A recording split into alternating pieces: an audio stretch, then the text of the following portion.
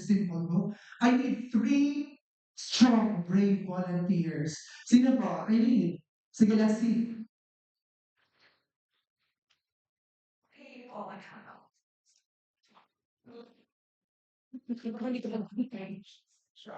Ayan, so.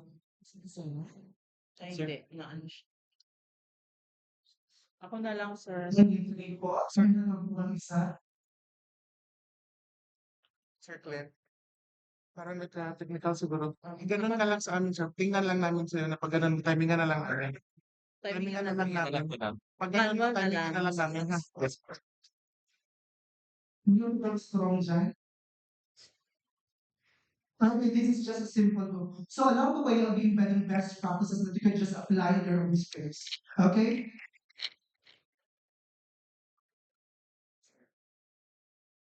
So the mechanics of the game is just so simple.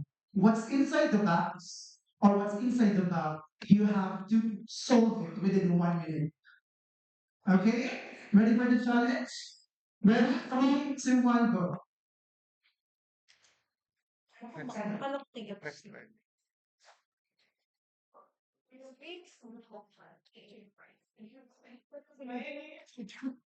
Pero kasi, pwede sila.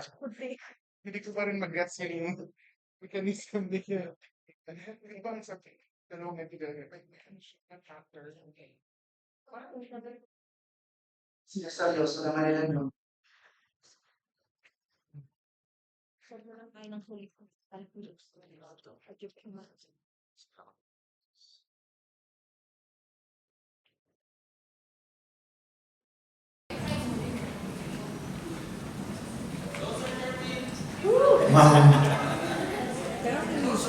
Okay, time is up, right? Time is up, okay. Now let's ask them for their reflection while doing it. It's really hard. I think for a minute to solve a Rubik's Cube, you should be like an expert. I've done this a lot of times. Not a lot of times, a gazillion times. Wala pa ka naman natin si sir. It's something complicated. Wala pa ka natin si ma'am. You really need the right strategy to get the answer. Seryoso ni sa yung pagsagot. Okay? Palakapan naman natin sila. Thank you for such a big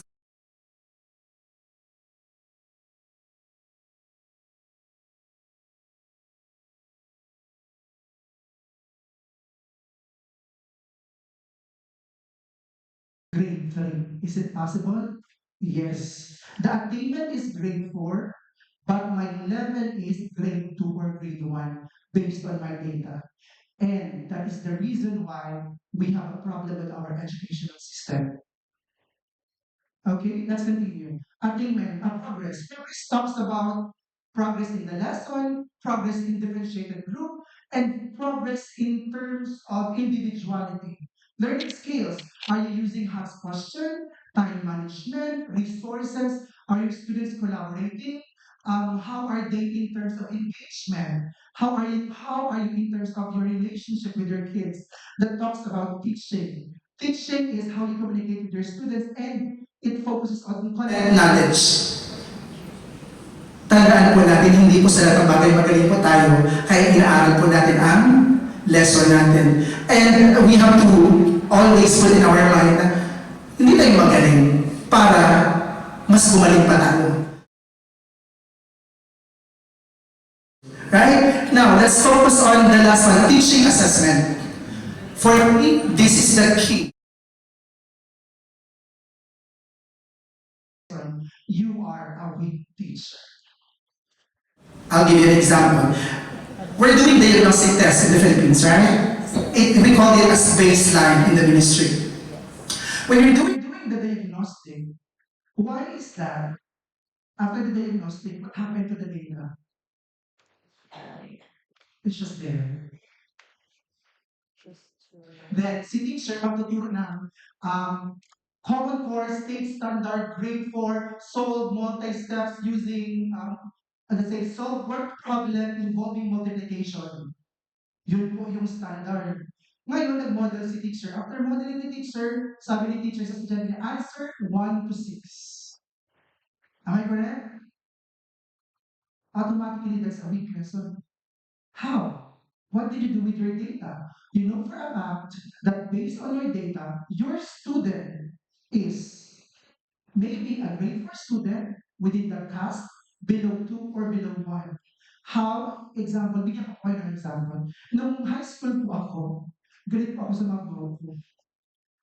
They're teaching me, let's say, grade 7 standard, but my level is grade 4. So hirap na hirap akong umintindi ng math because my learning gap. So hindi pa nga na-fix ang bridge, binigyan na ako ng standard na mataas. So that is the problem. Now, I'll give you some practical examples, okay? Concrete examples for you to be able to understand how these priorities are brought into life for daily practice. This is an example of our lesson plan. By the way, our teachers are not creating lesson plan. We have a system or curriculum developer who's doing this. We are just personalizing it. In the Philippines, teachers, at paghaba ng inyong lesson plan. Sobrang detailed. And by the way, look at the starter. It's ChatGPT. May teacher na nagpo-post sa social media, Galit daw siya sa mga guro. hinahayag ang mga bata gumamit ng ChatGPT. So where Where is is this AI? AI? Where is technology? Masyado po tayo nilibak sa Pilipinas. Look at the L. Simplify. Then yung, oh, by the way, we're using cognitive affective and psychomotor in the Philippines, right? Here, My only question when you say cognitive affected psychomotor, that should be already part of your lesson. It should be steps. I'm not saying this is applicable for you, just to give you an idea. Step 1, determine the cost, add the total, explain. When you're doing your steps, or you call this success criteria, it's very important that it's simplified and child-friendly. And it should be, the focus is the steps. How I will solve a certain problem na madadalian ako. Because again, you go back to the fact that 50% of your students are low ability. Within the spectrum, which is exactly ADHD, or maybe middle ability or high ability. Or I would say also, we stretch it into gifted and talented based on their data or achievement growth. Mental math, let's say, mental math is part of our fluency. This is just quick. Have you observed that there is a timer? When we flash the question, students will answer it right away. And that's how fast it is. Starter is just quick. Here in the starter, we allow our student to see, think, wonder, observe. What do you see within the picture? What is the question that you want to ask by looking at this picture? This prompt in math, what we are exactly doing, we make sure that our students can speak in English or at least a simple sentence. Let's continue. We are following a gradual release model, which is I do, we do, you do. Okay? This is just an example. Miss, next, let's go to the PowerPoint. I'll give you an example.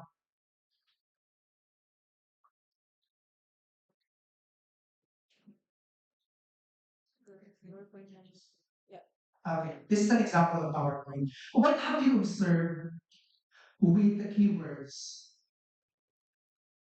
It's translated into Arabic. Why? Because we have ELA students and we scaffold learning to them. Sa Pilipinas, pag hindi ka marunong, pag puro English ka, wow. Pag nagtatagalog ka lang, weak. But that's not the basis of intelligence. Di ba? So, the reason why we're putting a keyword there is because we want to scaffold learning. Now, let's continue. Starter. The starter. I allow my students choose your own task. That's bronze, silver, and gold. It means they choose one task only. What have you observed with the question? Is it the same question? Yes or no? Yes. But you cater the needs of your students. Look at the gold task. That is a word problem that when you teach the gold task, you will achieve the bronze and you will achieve the silver. You cater the needs of your students based on data. Lahat ba ng bata sa Pilipinas matatalino? Hindi. We have to support them based on data. I will go back to the reality. Teacher will model, answer 1 to 6. Pag hindi nasagutan ng bata, bobo si bata. Kasi hindi nakikinig sa guro. That's the sad truth. When we exactly teaching, make sure you differentiate learning based on their ability. Example, when I'm doing the I do, I flash the question. Ito yung pinaka-problema sa Pilipinas when you're teaching. Teacher's talk. Ang dami nating pasado. Right? And good morning everyone, you have a script. Today, am I correct? Ang haba ng spiel natin. Right away, I will get the knowledge stick. I will pick up, Muhammad, read the word problem.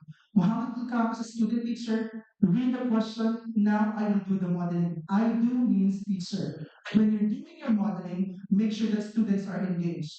What have you observed in the picture? Needs, ano pa? A student, or let's say, an Emirati student, it is linked to their national identity. Every problem is connected to their own real-life situation. Ano yung mga terminologies na ginagamit nila para mas madali nila maintindihan? Rather than using wall, use, ano mga pwede gamitin natin? Ito, ano pa? Diba? Use and integrate our culture, our heritage. Next. Then, when you're doing the we do, it's collaboration. They're talking about that certain topic and it should be the same question. Have you observed teachers in the Philippines? After the teacher model, they're allowing you to answer different problem. Yes. That's how I'm referring to the format. Then there is exactly now confusion. Right? It should be same format. How you start the question should be the same format with that question in IDO so that your student can understand how you model the step. You said, count the total, divide into equal groups, check and write your answer. And that's the only way for you to cater the needs of your students. Mukhang ayaw na sa akin na ano. No na, nagagalit na siya siguro. In the video also, make sure that your group, by the way, in the Philippines, ilan po ba dapat ang grupo ng bata kapag sumasagot ng collaboration? 6 to 8? Question, ito yung ginagawa ng ibang bata. Wala. Audience. Ang ano po, ang realistic po ay dapat 2 to 3. Because they share responsibility. One is writing the answer, two are giving ideas. Because the fact that we want to avoid misconceptions, everyone should participate. Usually, before the we do, I'm doing an AFN. AFN means assessment for learning to check if they understand the lesson. By that moment, you can exactly check in each group if there is misconception. And that's the time that you will reteach the specific sample kasi hindi pa nila na-gets. When I'm doing that, no. Okay, next. Okay. This is what have you observed? Progression. How did we start in terms of starter? Is it the same question? Is it the same? The same. Nakikita niyo po kung ano po yung starter natin. Ganun po yung modeling natin. And then hanggang dulo, ganun po yung approach natin. Because we want to cater the needs of the students. Minsan sinasabi, ang hina naman ng bata ko. As I said, ask yourself, may ginawa ka ba sa data? Kasi kung wala, biniplay mo ang bata, kawawa naman yung bata. Kasi not good enough siya, which is, ang mag-mirror dapat ng values na yung visual. Si teacher, dapat grabe yung tiwala mo sa estudyante mo. Next. Observe the group. Sa Pilipinas, ganito po yung problem. Nakita niyo po yung road. Lahat po ng bata sa sagot ng ganyan. Sad to say, hindi po lahat ng bata nakakamitin. They don't have comprehension level. So, if I'm allowing my student to answer this, I'm always saying, choose your task. If If the the student student cannot cannot comprehend comprehend gold, gold, they they have have to to go go down down to to silver. silver. If If they they don't don't understand understand silver, silver, go go down down to to bronze. bronze. If If they're they're failure failure with with the the finished finished bronze, bronze, move move to to silver. silver. That's That's how how we we give give the the needs needs of of the the students. students. Look Look at at challenge. Nakita niyo po yung my QR code? That's vocab. You can use that one in your lesson. There is a translation, let's say from English to Arabic, English to Filipino, because you want to scaffold and support the students. Okay, I'll give you an example in English. Ako po yan, ginamit lang ako ng isang guro namin. Kasi gusto niya daw magpapa-invite sa akin para automatic outstanding po daw siya. By By the the way, way, Pilipino Pilipino po yun. Uso po sa atin ang 60. No? It becomes a norm, by the way, in culture. This is the problem in the Philippines. You're teaching a genre, let's say, a narrative text. Paano ko kayo natuturo ng narrative text? Eh, yung bata naman hindi makapaghawak ng pencil. They don't even understand now adjective. They don't know capital letter, full stop. When we're teaching English, this is based on the writing letter. Maybe punctuation, grammar, let's say phonics, spelling, letter formation. This is based on that. Every day, may skills po silang sinusunod. And it's added every day. The LO is to write simple sentence. I went to the park, full stop. Example, that's the sentence. Question, is there a question pronoun? Is there a verb? Is there a noun? Achieve ang LO? Ganun po kasimple magturo. How do we differentiate this? You challenge your student because, as we said, we have gifted and talented students or high ability students. So how are you going to do that? Allow the student students to to write write a a sentence sentence or or multiple multiple sentences sentences using using adjective. adjective. So So the the starting starting point point of of your your student student is different from one another. May bata po na ang ginagawa niya ng CBC, may nagsusulat po ng sentence na, may nagsusulat na po ng paragraph. Hindi po sila lahat magsusulat ng paragraph using narrative text. That's how we differentiate. Look at the five-step sentence. Think, I went to the park. Let's count, everybody. I went to the park. How many words? 5. Now, let's say, I went to the park. Then action. I went to the, let's say, park. And then you write. Do Do you you see? see? They're They're doing doing the the four four skills skills already. already. Even though Even though the the target target here here is is just just like like a a writing writing process. Keywords. This is my favorite. We call this as TPR or total physical response. Everybody is standing, and then after that, they will action the words. Okay, follow me. I, he, she, we. What's the purpose of TPR? To scaffold again, to support the students. Right? So, di Di ba ba sinasabi, sinasabi, no no student student should should be be left left behind. behind. Pero, may na-left behind pa rin because of the way we teach. We write, my favorite. The teacher will model I do. When the teacher is modeling I do, this is exactly based on the skills. Okay, let's say, I went to the park, let's say.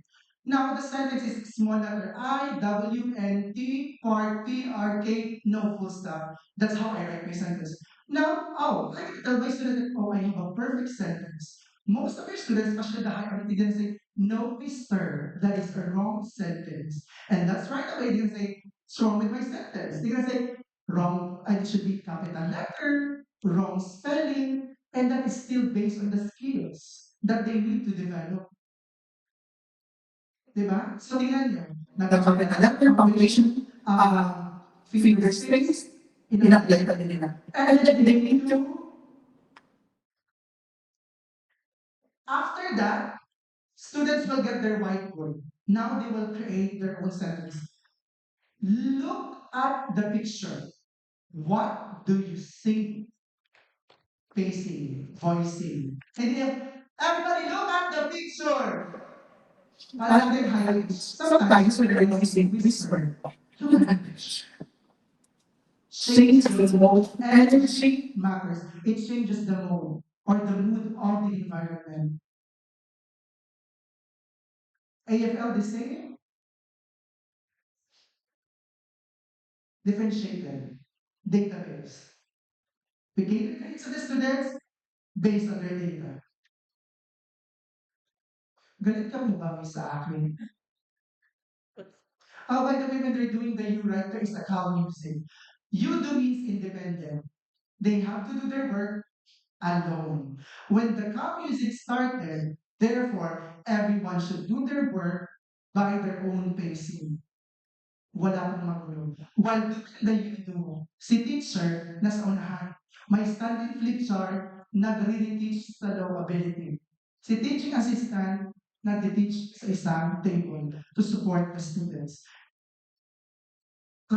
Sa Pilipinas po, wala po tayong teaching assistant. Ang population po ng classroom natin, 40, 30, right? Sad to say. Hindi ko po dinidegrade ang Pilipinas, ha? Ito po ang reality na kailangan ko lang buksan ng aking pag-iisip. Kasi ito lang po yung, kumbaga, ang katotohanan ang magpapalayo sa iyo. Now, let's continue. Now, when they're writing their sentence, okay, highlight the pronoun. Highlight the verb in red. Now use peer assess. Now you have an answer key and students will check by their own. Or you can do self-assess also for them to be reflective of their own work. Now, this is, sino ba may idea ng talk for writing? Okay, this is similar, sort of, this is a process, this is very applicable in high school. When you're saying the writing process, it's not only writing, you're targeting 4 skills. I'll give you an example. The genre is narrative, write a narrative based on the picture. Code task means you want to get the knowledge of your students that they really know or they have an idea about the topic. Read the text. Understand the key features. Draw using a story map or organizer. What's the flow of the story? And then, when they're exactly innovating, students will write their own story by changing the character, changing the setting, changing, let's say, the plot or the problem. Talk. Students will exactly stand in front of each other, then they will explain it with each other in terms of the content of the story. Sometimes they have to act. Plan is boxed up. We write is we will model the structure. You write, the students will create their own paragraph, and then they will edit, and then they will do peer assess, and then they will publish. Ano ba yung nakikita sa starter? Anong picture? Dulo, integration natin. National identity. Diba? So, gumamit tayo yung bahay kubo. Lagay nyo dyan. Diba? Next, let's continue this. Let's move to the next slide.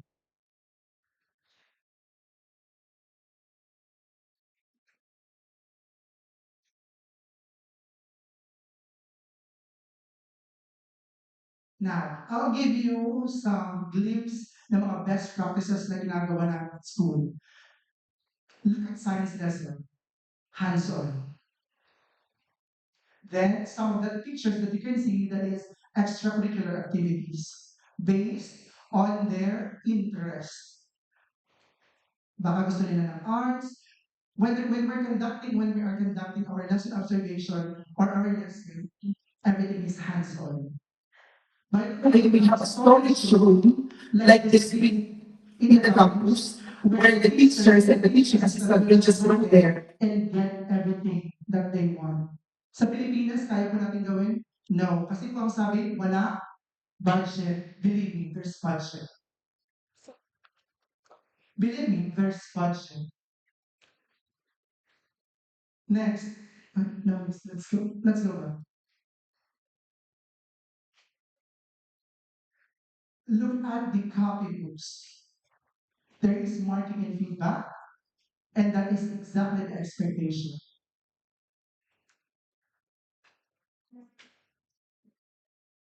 This is an example of home learning packs. We send it to the kids as part of their extension task. This is not an assignment and it's not mandatory, but if they want to practice based on the lessons, we're providing them. We are sending weekly newsletter for the parents to be able to understand what is our topic this week and what are the topic for the coming weeks and what are the events that are coming. Seating plan, tingnan niyo po yung seating plan. Color-coded. Why? Because of our, it's easy for us to understand the needs of our kids. Nakalagay above, expected below. That's how we cater our students. Pero we don't label our kids have, hindi po natin pwede sabihin, hoy, bronze ka, hoy, silver ka, hoy, gold ka. That's why I said, choose your task. Kasi po, dito sa iyo, baka makulong ka. Kasi we have a child protection policy and safeguarding policy. At alam niyo po kung gaano strict ang UAE. Hindi mo pwedeng sabihin yan kasi si bata, Baba, my teacher told me I'm bronze. The next day, you have a letter saying termination. That's how strict. Sa Pilipinas, may hindi tayo ganyan ka-strict. Sige lang, kung ano lang ang treat natin, gawin natin. We have a class data. Our teachers understand their data. They analyze it. And then they put some intervention, push in, pull outs, and how they can exactly support specific kids. If you can see that picture, students are using technology. They have one-to-one iPad that they are using for educational tools and platform.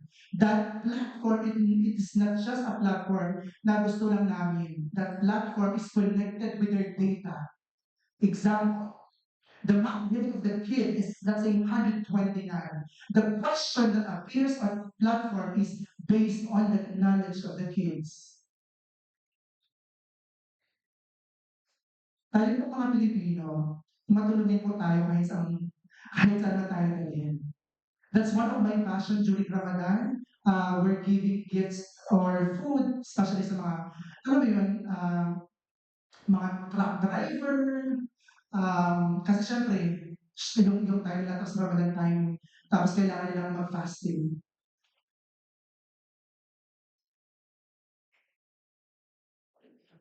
Expectations for the kids. When they're going to the canteen, even falling in line, we have parents coffee morning, where parents are attending every third week of the month, where we explain everything in terms of standard, in terms of support, how can they help their students at home.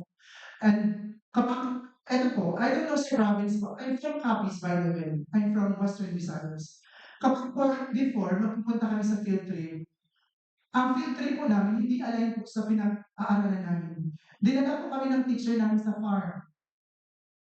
Pero yung topic po namin ay malayo. So, lahat po ng field trips nila ay connected sa kanilang curriculum. I'm allowing also my teachers to present best practices. If you can see, they're using puppet, they're using hands-on activities.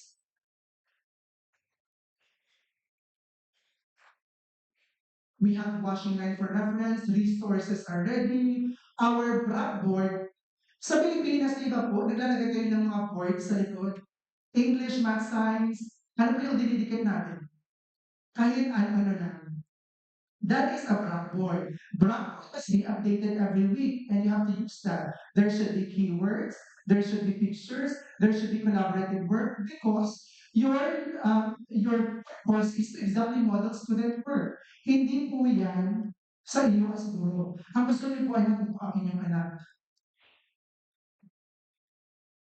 Online platforms, if you can see Raz Kids, palagi silang nagko-compete dyan kung punta sila sa board. They're checking if their name is one of the top 3 students.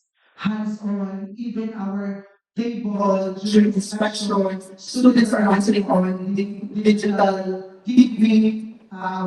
We have student assessment. our CAs doing their work, we have innovation area, online platforms, and we have, for push-ins or pull-outs, we have an area where we exactly help our students to do their work.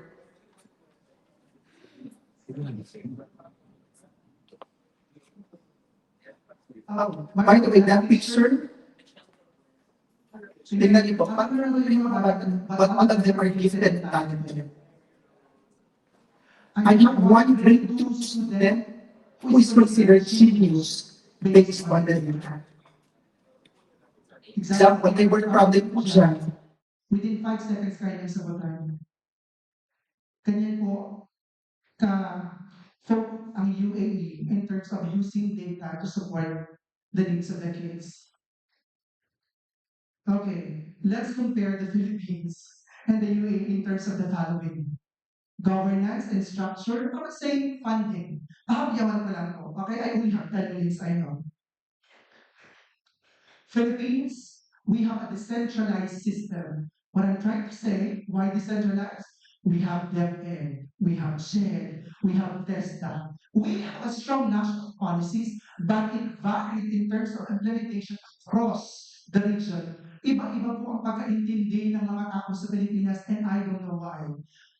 And the reason why also kasi decentralized nga siya. Now, in case of UAE, it's centralized. Why? Because it's just under the Ministry of Education. And it has a strong framework under this evaluation framework. That's it. Wala pong madaming branch. Isa lang ang pinagkukunan ng lahat, kailangan kopyahin kung paano po ang daloy ng pagtuturo. Budget, sensitive topic. From the federal budget, MOE will get the budget direct to the school. Philippines, National Budget Congress, DBM, DepEd, Regional, Division, School. Wala na. Sorry, but that's the cost of corruption. Believe it or not. Misuse of funding, procurement. Meron ako accountant na kaibigan na nasa DepEd ngayon. Sabi niya sa akin, ano ba yung gagawin ko? Kasi pag na-report ko to yung principal ko, ako din yung mapapahamak. At sad to say po, totoo po yan. It becomes a norm and culture na okay lang po magnakaw ng kawan ng bayan. Imagine, you are in educational sector, pero tapos nagtuturo tayo ng values formation. Di ba? Like, pasensya na po, pero ang sakit sa loob. Hindi nyo kasi ninanakawan ang taong bayan lang, future ang mga bata. And teachers, I know that you can relate to this. Curriculum focus, we have a K-12 curriculum, right? Foundation skills, competency-based, but then there is a problem in terms of reform, in terms of the crisis of bridging the educational gap. As I've said, kasi nga, grade 7, pero grade 2 ang level. Grade 10, pero grade 7 ang level. Kasi nga, hindi natin kinikater yung needs nila. In the UAE, this is based on the 21st century innovation skills. By the way, teachers, baka nasa 4 C's pa din kayo ha? Nasa 7 C's na tayo. Okay? 7 C's. Communication, collaboration, critical thinking, we have culture, we have career and computing. Okay? Career, culture, and computing. Imagine niyo, naka-integrate yun dapat sa curriculum. Next, assessment and accountability. As I've said, we have a strong emphasis in terms of data. We use the data to understand the needs of the kids to support them. As I've said earlier, the Philippines, okay, 1 to 6, sagutan yun. Next, professional development. Professional development, oh, this is an example, by the way. Assessment. When you're doing phonics, na-mention kanina nila yung streaming, deserve. Example, at the start of academic year, si teacher ay mag-assess ng level ng bata. And that color coding, makikita niyo po kung ano yung level ng kid based on the data. Then you understand the needs of the kids, then you gotta conduct a streaming to support their needs. Si teacher na, let's say, 1D, ang kanyang ginagawa comprehension. Si 1A, ang ginagawa niya phonics CBC. All of them are in grade 4, pero lahat sila kinikater ang needs. Professional development, this is not a joke. In the Philippines, it's episodic and for compliance purposes only. Example, nag-training sila, hindi ako mag-mention, pero alam nila din yung lugar ko. Pero huwag niyo akong takutin, okay? Hindi ko ako natatakot. Sa Pilipinas, meron silang training about differentiation. Nag-attend sila ng differentiation, pumunta sa school, at nangyari sa training. Gumastos sila din ng budget ng pagkain. Nag-ano pa, ang daming budget. Sabi niyo palang budget, di ba? Pero ang daming budget, kasi nga, nag-training. But the problem is, where is the training? Until now, teachers are not doing differentiation in the Philippines. And that is the sad truth. Professional development in the UAE, we have coaching, and by the way po, pag gumagawa po kami ng PD, hindi po nag-PD ako ngayon tapos na. No. I need to do learning walk, I need to do peer observation, I need to analyze the data, I need to observe teachers. When I can understand the data as a teaching and learning, okay, most of the teachers have a problem in terms of innovation skills, I will conduct the PD based on that witness. That's how you do professional development. School environment, safety, technology. Huwag na po tayo mag-debate sa technology. Alam niyo na po yung ibig sabihin nito. But then, as I've said, yung buong school po ay may Wi-Fi. If you can see also student well-being and support, that is a task of a SEN student. There's manipulatives, there's a teacher who support, there is also integration of technology. Class size 20 to 25, maximum 30. Kapag lumagpas ka na, you have penalty. Ganyan po dito. Parental engagement, sobrang strong po ng government at ng mga magulang. Even with the newsletter, kailangan po nilang mag-attend. Grabe po ang support ng magulang. Sa Pinas, grabe naman ka-supported ang magulang. Pero, iba na po ngayon, no? Before, ginanito po ako ni teacher, takot po ako magsumbong sa mama ko. Kasi pakalagay na ko ngayon, wow, ang nanay nagwala sa school, pinagmumura ang guro. We have to change the system and do something. Future readiness, there is, education is always explicitly linked to 21st century, as I've said.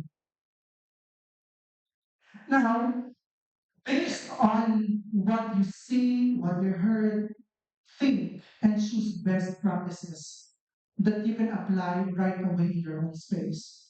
Ano po yung narinig nyo doon? Pwede natin gamitin agad-agad.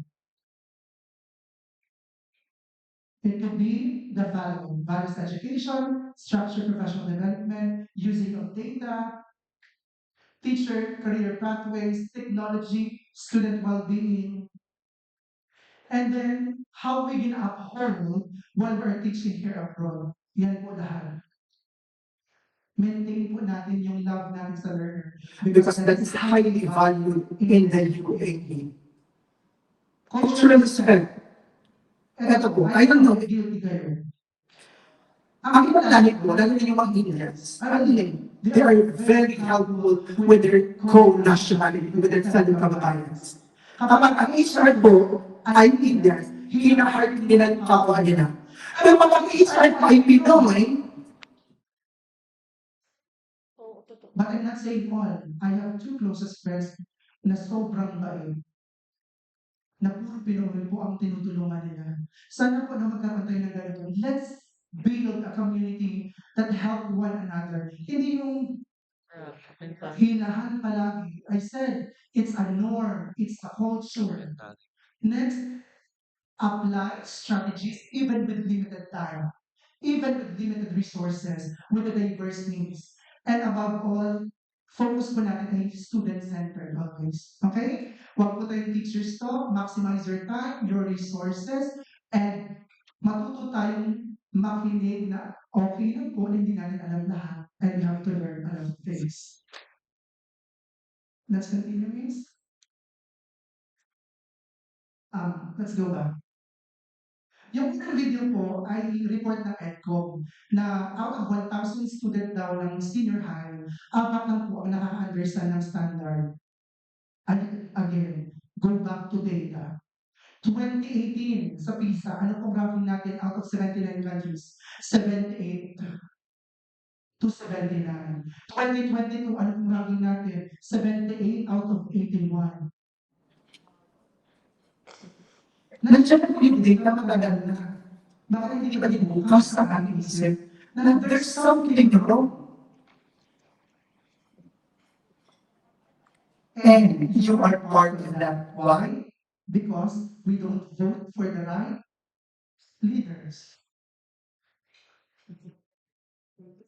This is an old but gold picture. Tama? Lahat kayo, umakyat kayo sa puno. That remember that your Your students students are are different from one another. If ganito pa rin, sustainable pa rin yung thinking natin, di ba, sa Pilipinas, let's understand that. This is my dream for the Philippines. Na sa isang araw, lahat ng buhay hindi nalalabas because mahal natin ang Pilipinas at maayos na ang Pilipinas. Because We have a clear system and a right expectation. For the teachers grow, the school improved. And finally, the students get the education that they deserve, opportunity, consistency, and quality. Let's remember that the goal is not to copy the system, but adapt best practices and maintain our national identity and our professional strength. Okay? Yun po yung goal. Hindi po kumopya, but to adapt. And sabi nga namin sa Patalastasan Escabel, para kanino kayo bumabangon. As you wake up early in the morning, try to imagine your students. Nagigising ka lang ba because gusto mo lang or nagigising ka because you have purpose? Maraming salamat po sa makikinig, mabuhay po tayo lahat. Congratulations.